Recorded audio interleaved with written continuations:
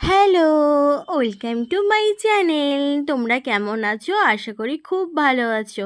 আর আমি একটা ব্লগ নিয়ে চলে এলাম। দেখো, লক্ষ্মী ঠাকুরের পা আমার বৌদি এঁকেছে, আর আমার বৌদি পুজোর গুছাচ্ছে সুন্দর করে।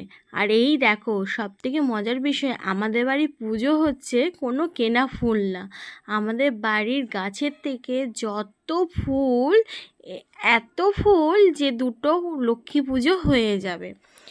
আর আমি এখানে বোর হয়ে বসে আছি যে আমাদের ব্রাহ্মণ মশাই কখন আসবে, আসছে না, কি করা যাবে।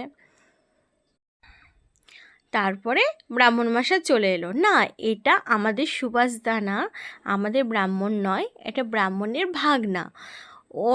ওনার বাবার শরীরটা একটু খারাপ, তাই উনি আসতে পারেনি, হাসপাতালে অ্যাডমিট হয়েছে। তো তার ভাগনাকে পাঠিয়ে দিয়েছে। আমাদের বাড়ির লক্ষ্মী পুজো খুব সুন্দরভাবে হচ্ছে, তোমরাও দেখো। আমি চাই আমার প্রত্যেকটা বন্ধু যারা আমার পাশে আছো তাদের খুব খুব সুন্দরভাবে দিন কাটুক, মা লক্ষ্মী তাদের বাড়ি যাক, এটাই চাইবো।